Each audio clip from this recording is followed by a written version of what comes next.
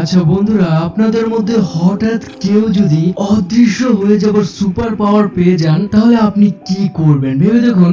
আপনি কিন্তু চাইলে অনেক কিছুই করতে পারবেন, আর ঠিক তেমনই ঘটে আজকের মুভির এক মেয়ের সাথে। তো আজ আপনাদের সাথে তেমনই এক গল্প নিয়ে খুবই মজার এবং ইন্টারেস্টিং একটা থাইল্যান্ডের সিনেমা নিয়ে আসলাম, যার নাম হচ্ছে সুপার বব রবি। তো যারা এই ভিডিওটা দেখবেন আশা করি সম্পূর্ণ ভিডিওটা না টেনেই দেখতে থাকবেন, এতে করে পুরো কাহিনীটা বেশ ভালোভাবে উপভোগ করতে পারবেন। তো আসুন এবার সরাসরি না হয় মুভির গল্পে আসা যাক। মুভি শুরু হয় আর আমরা মহাকাশের একটা পাথরের মতো কিছু দেখতে পাই, যেটা কিনা পৃথিবীর দিকে তেড়ে আসছিল। এরপর এদিকে পৃথিবীতে অল নামের একজনকে দেখানো হয়, যে কিনা সমুদ্রের মাঝে একটা বড় জাহাজের পাশেই দাঁড়িয়েছিল। আসলে সে শিপ থেকে একটা জিনিস নিয়ে যেতে এসেছে, যার জন্য একটা ছোট্ট বোটও সঙ্গে করে নিয়ে এসেছে, কিন্তু জাহাজের জিনিসটা অনেক বেশি ভারী ছিল, যা তারা না বোটের জন্য একটু বেশি হয়ে যাচ্ছিল। তাই ছোট বোটটার যেই মালিক সে এই ভারী জিনিসটাকে বোটে তুলতে মানা করে দেয়। তখন অলের প্ল্যান মাফিক জাহাজ থেকে মিথ্যে কথা বলা হয় যে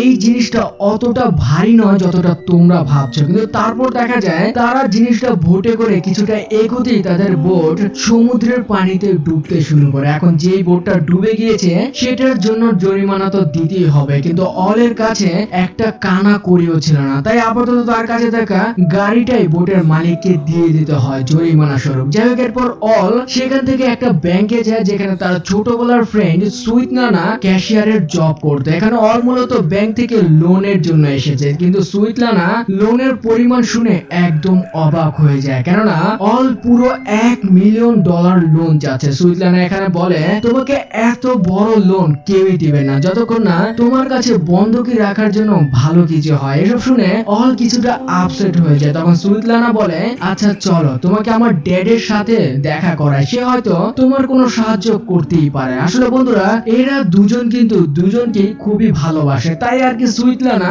অলের চিন্তা দেখতে পারছিল না। এরপর সুইটলানা অলের অবশিষ্ট থাকা এক ভাঙাচুরা গাড়িতে করে বাসায় ফিরে আসে, যেখানে আমরা সুইটলানার ফ্যামিলিকে দেখতে পাই, যেটা কিনা বেশ বড় একটা ফ্যামিলি। আর হ্যাঁ, তার ফ্যামিলির সবারই কিন্তু এক একটা ড্রিম আছে, যেমন একজন চায় জীবনে থিয়েটারে অভিনয় করতে, আর একজন চায় আর্মিতে জয়েন করতে। যদিও তার নাকি আবার রয়েছে হাঁপানির রোগ, আর ঘরের সবচেয়ে ছোট মেয়ে সাচ্চা চায় যেভাবেই হোক তাড়াতাড়ি বড় হতে হবে, যাতে সবার সকল কাজ সে করতে পারে। যাই হোক, এরপর অল সুইটলানার বাবা ব্রসের সাথে কথা বলে যে লোনের জন্য আমার আপনার কিছুটা সাহায্য দরকার, যার বদলে আমি আপনাকে যতটা সম্ভব কমিশনও দেব। কিন্তু এখানে ব্রস সোজা মানা করে দেয় যে তোমার মতো লোকেরাই শুরুতে তো ঠিকই লোন নিয়ে নেয়, কিন্তু পরে সেটা ফেরত দেওয়ার নাম থাকে না, আর সিকিউরিটি দেওয়ার লোকেরাই তারপর ফেসে যায়। তো ব্রস এসব বলে সেখান থেকে চলে যেতে থাকে, আর তখনই আমরা দেখতে পারি মহাকাশের সেই পাথরটা পৃথিবীর একদম কাছাকাছি এসে পড়েছে, আর সেটা আর কোথাও না,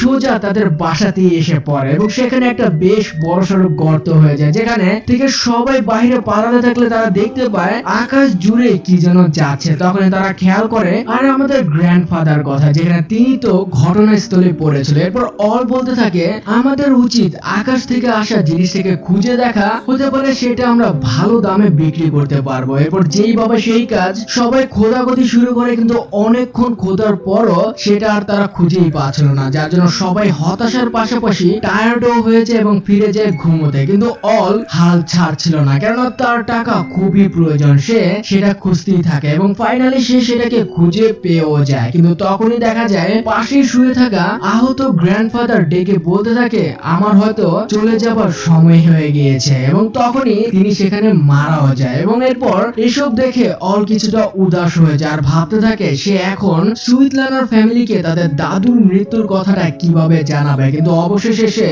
সাহস করে সুইটলানার কাছে যায় আর তাকে ঘুম থেকে উঠানোর চেষ্টা করে, তবে তখনই সেখানে লিক এসে পড়ে, আর অলকে ডেকে দেখাতে থাকে যে সেই জিনিসটা এখন গলে একরকম পানির মতো হয়ে গেছে, এবং সেই লিকুইডটা আবার নাকি ভুলে লাথি খেয়ে পুরো ঘরে ছড়িয়ে পড়েছে। তবে বন্ধুরা, এসবে সবাই একটা জিনিস অনুভব করতে থাকে যে সেই জিনিসটা পুরো ঘরে ছড়িয়ে যাওয়ার পর থেকেই ঘরে থাকা সবার মধ্যেই আলাদা আলাদা সুপার পাওয়ার অনুভব হচ্ছে এবং মৃত দাদুও আবার জীবিত হয়ে গিয়েছে। তবে সবচেয়ে বেশি অবিশ্বাস্য ছিল যে সুইটলানাও এখন ইনভিজিবল, মানে অদৃশ্য হবার ক্ষমতার অধিকারী হয়ে গেছে। আর এসব দেখে তো পুরো ঘরের সবাই অনেক খুশি হয়ে যায়, কিন্তু এখানে তারা এটাও বুঝতে পারে যে যদি তারা সবাই একসাথে থাকে তবেই এই পাওয়ার গুলো কাজ করে, নয়তো না। মানে তাদেরকে প্রায় 200 মিটারের ভেতরেই থাকতে হবে। এখন প্রথমত তারা দুজনকে ডক্টরের কাছে চেক আপের জন্য নিয়ে যায় যে তাদের শরীরে কোনো খারাপ কিছু হয়ে যাচ্ছে না, কিন্তু ডক্টর বলে না, এমন কিছুই না, সবকিছু তো ঠিকঠাকই আছে। এখন বাসায় ফেরার পর ডিনার টাইমে অল বলতে থাকে, কারণ আমরা এই পাওয়ারকে ব্যবহার করে কিছু টাকা কামাই করি, এতে আমাদের অনেক উপকারী হবে, ওর সঙ্গে বেশ বড়লোক হয়ে যেতে পারবো। তবে মজার কথা হলো সবাই সবার সুপার পাওয়ার গুলো কি তা বুঝতে পারলেও অল বুঝতে পারছে না তার সুপার পাওয়ারটা কি, যার জন্য অনেকটা উদাসী হয়ে যায় সে, কেননা সেই তো গত রাতে একা জিনিসটা মাটি খুঁড়ে বের করেছে আর সেই কোনো সুপার পাওয়ার পেল না, বাকি অলমোস্ট সবাই পেল।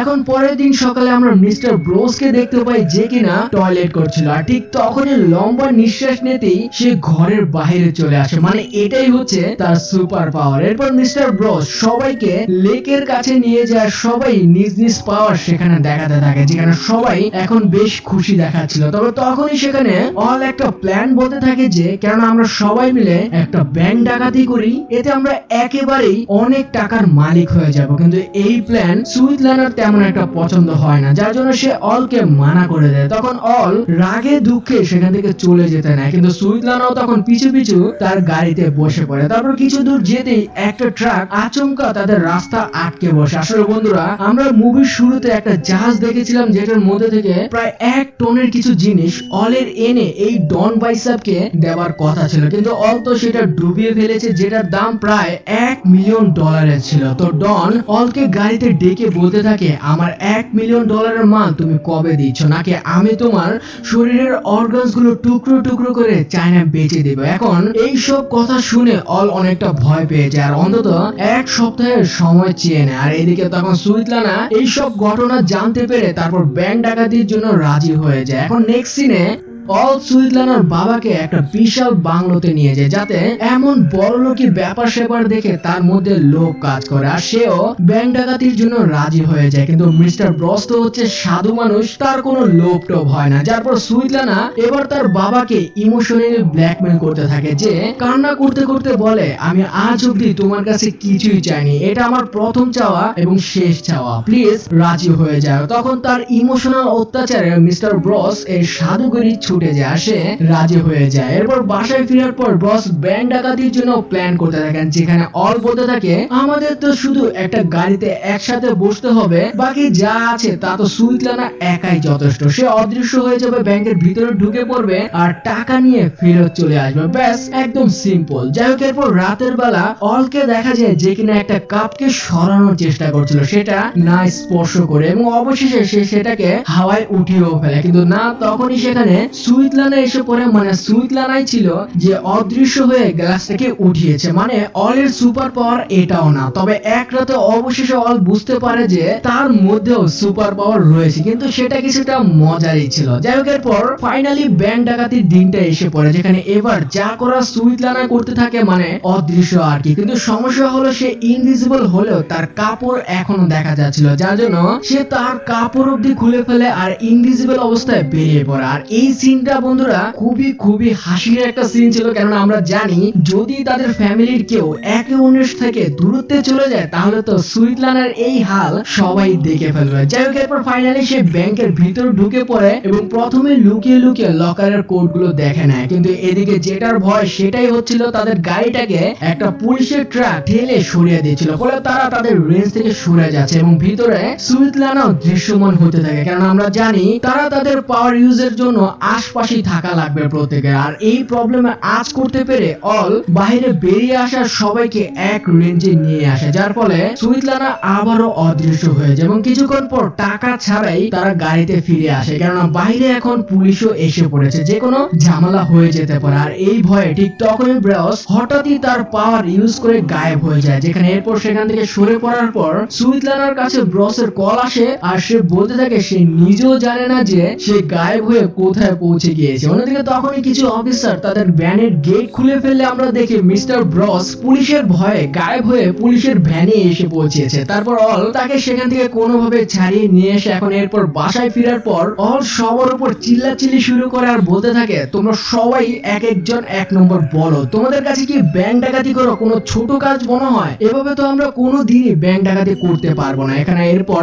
তাদের মধ্যে আবারও প্ল্যান করা হয় যে না, কাল লিটার থিয়েটারের প্রোগ্রামের দিন আর আমরা আবারও রাতের বেলা চেষ্টা করব ব্যাংক ডাকাতি করা। যেখানে সিন শিফট হয় লিটার থিয়েটারের একটা সিনে, যেখানে আজ বেশ অনেক মানুষ এসেছিল। কিন্তু সমস্যা তখনই হয় যখন লিটা এত মানুষ দেখে একদম ঘাবড়ে যায়। অন্যদিকে ঠিক তখনই সেই ডনের লোকেরাও থিয়েটারে এসে পড়ে, যারা এরপর অলকে ধরে নিয়ে যায় এবং খুবই মারধর করে। যেখানে অল এরপর তার আহত শরীর নিয়ে থিয়েটার থেকে সবার শেষে বের হয়। আর এবার সে আরো রেগে বলতে থাকে যে তোমাদের যদি দুনিয়ার সবচেয়ে আধুনিক জিনিসও দেওয়া হয় তোমাদের জন্য যেন কিছুই হবে না সেটা। যেখানে এবার তো মিস্টার ব্রস অনেক রেগে যায় আর ডিসিশন নেয় যে যেভাবেই হোক এবার তারা চুরি করেই ছাড়বে। এখন বন্ধুরা সবাই এই অন্ধকার রাতে ব্যাংকের পেছনের গেটের সামনে এসে পড়ে, যেখানে লিডা উড়ে গিয়ে সেখানে জানালা একটা চেইন বেঁধে দেয়, যে চেইন সাসা তার পাওয়ার ইউজ করে টানলেই জানালা ভেঙে যায়। অন্যদিকে ব্রস তার পাওয়ার ইউজ করে ফুরুত করে এখানে ওখানে গিয়ে সকল ক্যামেরা বন্ধ করে দেয়। আর এরপরই এই সকল কাজ করার পর সাসা টাকা ভর্তি পুরো লকারকে বাইরে ছুঁড়ে মারে, কেননা তার কাছে সুপারম্যানের মতো শক্তিশালী পাওয়ার ছিল। তারপর সেই লকারকে নিয়ে গাড়িতে করে সেখান থেকে পালাতে থাকে। কিন্তু ততক্ষণে সেখানে আবারও পুলিশ টিম আসতে থাকে। তবে সেখানে লিকের ছিল প্রাণীদের কন্ট্রোল করা সুপার পাওয়ার, যেটার ফলে সেখানে সকল কুকুর পুলিশ টিমকে ডিস্টার্ব করতে থাকে আর বাকিরা ততক্ষণে সেখান থেকে পালাতে সক্ষম হয়। এখন কিছুক্ষণ পর সকাল হয়ে যায়, যেখানে সবাই পালিয়ে শহর থেকে বাইরে খুবই সুন্দর একটা প্লেসে এসে হাজির হয়। যেখানে হঠাৎ করেই গ্র্যান্ডফাদার বলতে থাকে, এবার না হয় আমাকে তোমরা চলে যেতে দাও, রেখে যাও আমাকে এই সুন্দর জায়গায়, আমি চাই আমি এখানেই আমার শেষ নিঃশ্বাস ত্যাগ করতে। এখন বন্ধুরা আমরা জানি দাদু অনেক আগে মারা গিয়েছে, শুধু সেই পাওয়ারের জন্য তার শরীরটা জীবিত ছিল। তবে এবার গ্র্যান্ডফাদার যেহেতু বলতে থাকে তাকে এখানেই রেখে যেতে, তখন তারা দাদুর শেষ ইচ্ছাটা মেনে নেয় আর তাকে সেখানেই বসিয়ে সেখান থেকে চলে যায়, যার কিছুক্ষণ পরে সে সেখানে মরে পড়ে থাকে। যাই হোক এরপর অল সবাইকে তাদের ভাগের টাকা দিতে থাকে, যেখানে তখনই সুইটলানা বলতে থাকে, আমরা এটা কি করলাম, গ্র্যান্ডফাদারকে মৃত্যুর জন্য ওভাবে রেখে আসলাম। কিন্তু অল বলে এটা তো ওনার ইচ্ছা ছিল আর একদিন না একদিন ওনাকে তো ছেড়ে যেতেই হবে। যেই কথাটা সুইটলানের কাছে খুব একটা ভালো লাগে না, যার জন্য সে অলকে বলে তুমি তোমার ভাগ নাও আর এখনই গাড়ি থেকে বেরিয়ে পড়ে। যা শুনতেই অল অনেক রেগে যায় আর গাড়ি থেকে বেরিয়ে পড়ে। এখন এরপর সিন শিফট হয়ে আমরা দেখতে পারি অল অবশেষে তার 1 মিলিয়ন টাকা সেই ডনকে পরিশোধ করে দেয় আর বাকি যেই টাকা থাকে সেটা নিয়ে সে অন্য কোনো কান্ট্রিতে যাওয়ার প্রস্তুতি নিচ্ছে। কিন্তু এত টাকা একসাথে সে কিভাবে নেবে, তাই এয়ারপোর্টের সিকিউরিটিকে ফাঁকি দিতে সকল টাকা শরীরের সাথে লাগিয়ে রেডি হয়ে যায় এবং প্লেনের সময়ের জন্য অপেক্ষা করতে থাকে। কিন্তু তখনই সে নিউজে দেখতে পারে যে সুইটলানাদের ব্যাংক ডাকাতি সন্দেহে পুলিশ ধরে নিয়ে গেছে। তখন আর কি ওর সঙ্গে সঙ্গে সেখান থেকে বেরিয়ে পড়ে, যেখানে অন্যদিকে তো সুইটলানাদের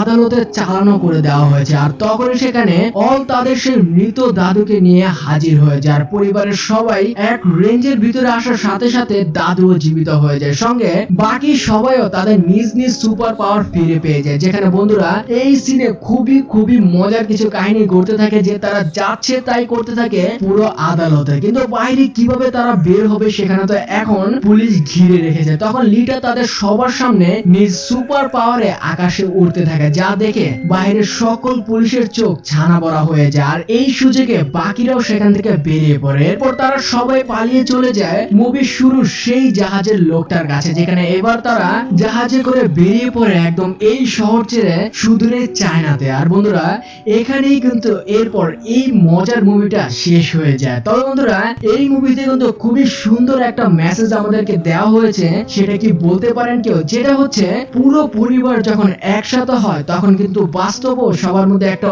অন্যরকম পাওয়ার কাজ করে। আর একসাথে থাকা পুরো পরিবার যা করতে পারে তা একা কারো পক্ষে সম্ভব না। তাই উচিত আমাদের ফ্যামিলিকে ভালোবাসা এবং তাদের সবাইকে সবসময় আগলে রাখা। ওই বন্ধুরা এই ছিল আজকের গল্পটা। তো কেমন লাগলো পুরো গল্পটা? যদি কাহিনীটা ভালো লেগে থাকে তাহলে কিন্তু অবশ্যই একটা অন্তত লাইক কমেন্ট করে জানাতে একদমই ভুলবেন না। যাই হোক তাহলে নেক্সটে খুব শীঘ্র না আবারও আসছি অন্য কোনো ইন্টারেস্টিং গল্প নিয়ে। ততদিন অবধি ভালো থাকবেন সবাই, সুস্থ থাকবেন আর মুভি ফ্রিকের সাথেই থাকবেন।